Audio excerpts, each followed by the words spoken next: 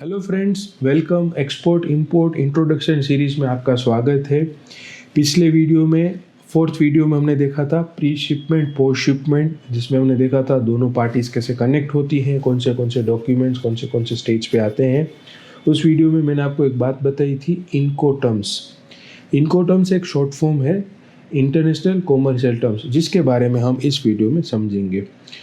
देखिए, Incoterms use होता है काफ़ी सारे डॉक्यूमेंट्स में। उसमें एक डॉक्यूमेंट जिसका मैंने पहले भी बताया वो था सेल्स कॉन्ट्रैक्ट के अंदर। सेल्स कॉन्ट्रैक्ट में जब भी बायर एंड सेलर बात करते हैं तो वो प्राइस ऐसे कोट करते हैं, FOB Mundra port, FOB Nhava Sheva port, FOB Chennai port. तो इसका मतलब क्या होता है वो आपको समझना है। यूजुअली इनकोटर्म्स एक सिंपल वर्ड्स में डिलीवरी टर्म्स है। इनकम टर्म्स को यूज़ करने से तीन चीज़ें क्लियर हो जाती हैं। फर्स्ट है task, second is cost and third is risk. अब इनकोटर्म्स बनाया किसने है?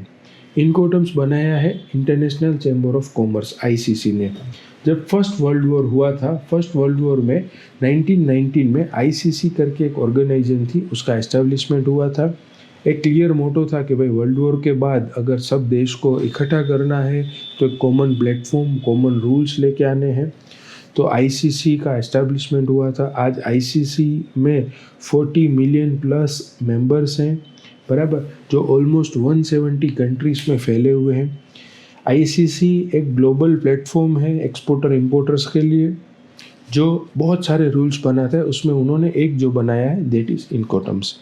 ये रूल्स यूज़ कहाँ होते हैं? ये first and foremost sales contract में। इससे क्या होता है, क्लैरिटी मिलती है दोनों पार्टी के बीच में।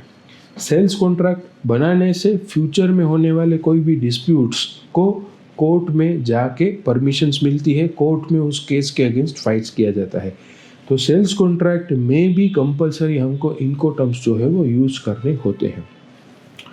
जब हम ये यूज़ कर लेते हैं तो पहला सबसे क्लियर होता है, इम्पोर्टेंट पार्ट होता है, दैट इज़ टास्क, किसको कितना क्या काम करना है।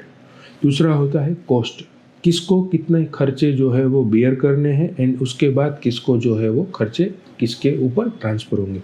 And third most important part है रिस्क।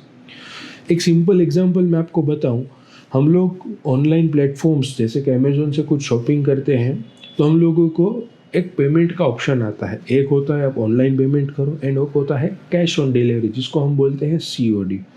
बस जो कैश ऑन डिलीवरी है, ऐसा ही कुछ होता है इनकोटर्म्स का। कैश ऑन डिलीवरी में हम क्या करते हैं, हम अमेज़ोन में ऑर्डर प्लेस करते हैं, यानी हम टेक्निकली ऐसा बोल रहे हैं कि मेरे घर पे या मेरी ऑफिस पे आप मटेरियल पहुंचा दो, मैं उस मटेरियल को एक बार चेक कर लूँगा, अगर वो सही होगा तो मैं जो है वो पेमेंट करूँगा। तो इस कैश ऑन डिलीवरी में तीन चीज़ें क्लियर हो रही है। आप पैसा कब देंगे? जब आपको मटेरियल मिल जाता है। डिलीवरी आपको कहाँ पे मिलेगी? आपके घर पे या ऑफिस पे।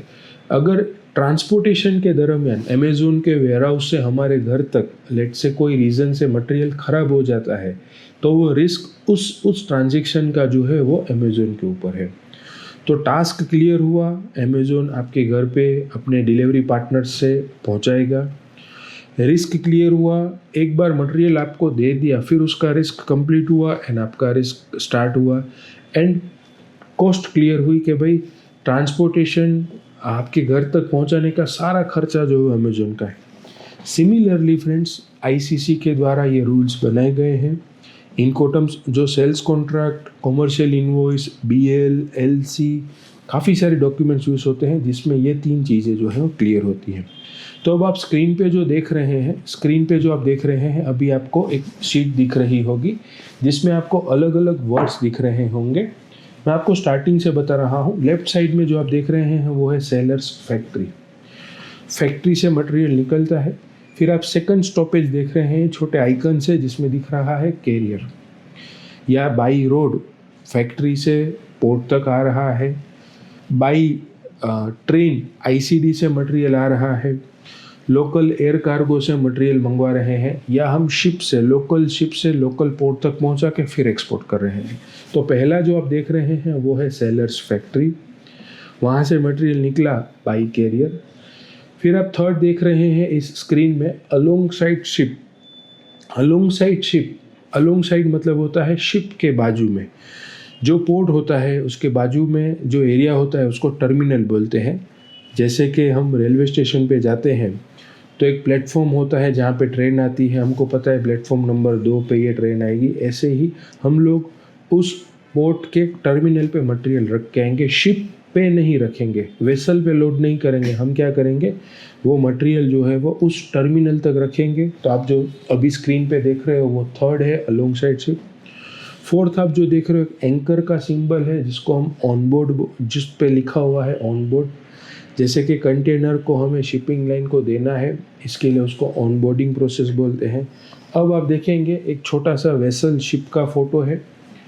ये जो फोटो है ये वेसल की जर्नी स्टार्ट हुई जिसको बोला जाता है ओशियन वॉयेज। ऑन बोर्ड से सामने वाले पोर्ट तक, ऑन अराइवल तक वेसल अपनी जर्नी करता है जिसको बोला जाता है ओशियन वॉयेज। एंड इसका शिपिंग लाइन हमसे चार्ज लेती है ओशियन फ्रेट।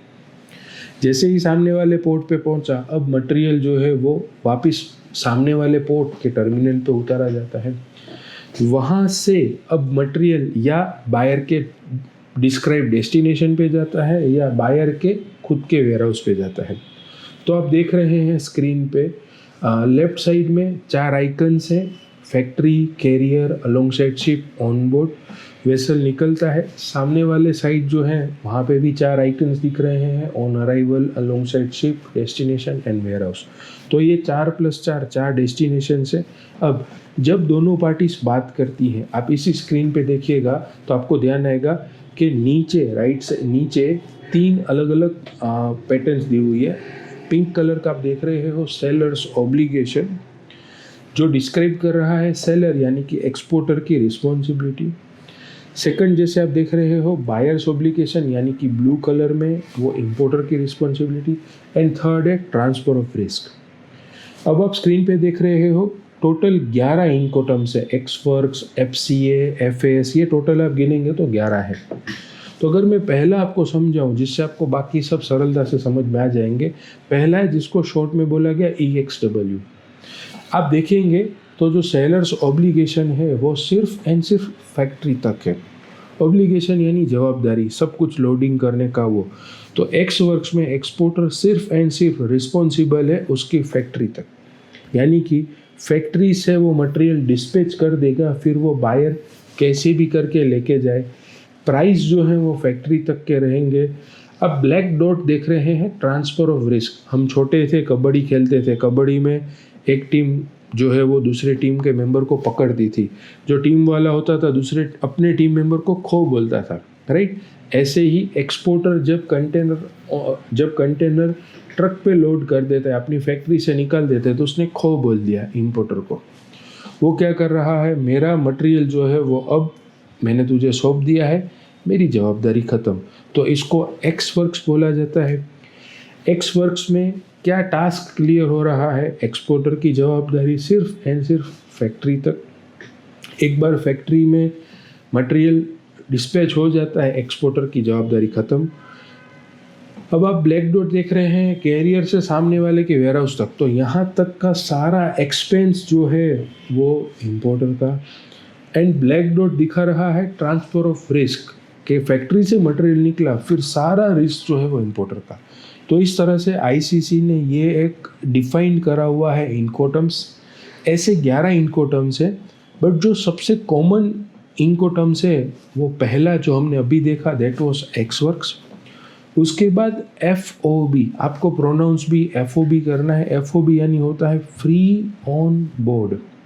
आप इसमें देखेंगे स्क्रीन पे तो फैक्ट्री से मटेरियल निकला, कैरियर के थ्रू लोकल पोर्ट तक गया। लोकल पोर्ट पे जब भी वेसल आता है तो कंटेनर को हमें क्या करना है, ऑन बोर्ड।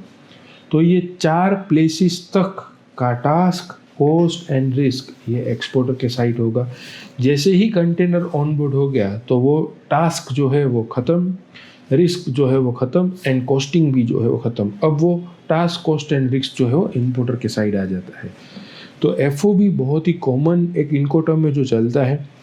FOB में प्राइस कोट करना है। अब आपको क्लियर हो जाएगा कि भाई मुझे मुंद्रा पोर्ट तक पहुंचाना है, वहाँ तक का सारा खर्चा, वहाँ तक का सारा रिस्क, एंड वहाँ तक का सारा काम जो है वो मेरा। तो FOB मुंद्रा पोर्ट, तो उसका ये मतलब होता है। कई बार इंपोर्टर हमको बोलता है कि भाई मुझे FOB में नहीं, मुझे CFR में काम करना है। तो आप स्क्रीन पे देख रहे हैं CFR है। CFR में आप देखेंगे तो जो पिंक कलर है वो ऑन बोर्ड से लेके ऑन अराइवल तक थोड़ा सा एक्सटेंड हुआ है। इसका मतलब क्या होता है कि ये कॉस्ट एंड फ्रेट, यानी कि सारा जो भाड़ा है, ओशियन फ्रेट जो है, वो भी कौन पे कर रहा है? इंपोर्टर के बिहाफ पे एक्सपोर्टर पे करेगा। एक्सपोर्टर वो फिलहाल पे कर रहा है, बट वो इंपोर्टर से बाद में इनवॉइस के साथ ले लेगा। फॉर एग्जाम्पल, अगर FOB मुंद्रा पोर्ट है $75,000, अब ट्रांसपोर्टेशन खर्च फॉर एग्जाम्पल $5,000 है, तो इंपोर्टर को ऐसा कोटेशन दिया जाता है FOB Mundra port $75,000 and CFR Jebel Ali port यानी कि सामने वाले पोर्ट की कॉस्ट हम देंगे $80,000। सेलर जो है वो अपने इनवॉइस में लिखेगा कि इस प्रोडक्ट की 80,000 कॉस्ट है, उसमें से 5,000 रुपीज़ जो है वो ट्रांसपोर्टेशन कॉस्ट है जिसको ओशियन फ्रेट बोलते हैं, एंड 75,000 जो है वो FOB है। तो इस तरह से कॉस्टिंग निकाली जाती है, इस तरह से कैलकुलेशन किया जाता है। तो CFR है। थर्ड जो मैंने आपको बताया वो CFR था। फोर्थ जो एक कॉमन चलता है वो होता है CIF, cost insurance and freight.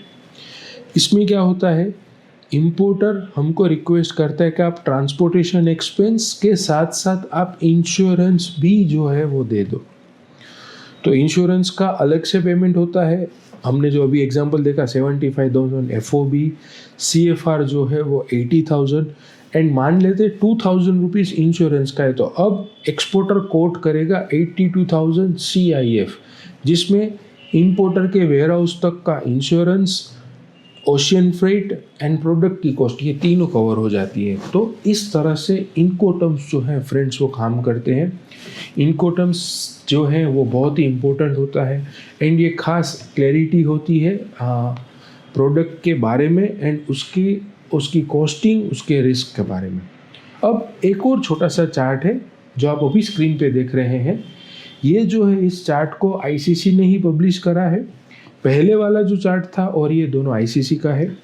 पहले वाला चार्ट जो है वो रेफरेंस हमने लिया हुआ इनकोटर्म 2010, एक इनकोटर्म्स 2020 भी है, बट हम जो भी पढ़ा रहे हैं वो है 2010। ऑलमोस्ट दोनों सेम है, कोई मेजर डिफरेंस नहीं है। अभी जो आप स्क्रीन पे चार्ट देख रहे हैं ये है ऑब्लिगेशन एंड चार्जेस चार्ट।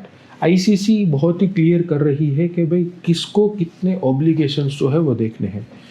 इसमें भी 11 इनकोटर्म्स हैं। मैं आपको एक कॉलम वाइज समझा रहा हूँ FOB का, जहाँ पे आप अगर देखेंगे वेयर हाउस सर्विस यानी कि कंटेनर आता है उसमें लोडिंग करना, ये सेलर यानी कि एक्सपोर्टर का है। मटेरियल को पैक करना, मटेरियल को लोडिंग पॉइंट तक पहुँचाना, लोकल ट्रांसपोर्टेशन पोर्ट तक का देना, पोर्ट पे कंटेनर का क्लियरिंग करवाना, ये जो आप देख रहे हैं 6 एक्सपेंस ये एक्सपोर्टर जो है वो बियर करता है। इसके लिए FOB बोला जाता है। इतने एक्सपेंस FOB में आते हैं।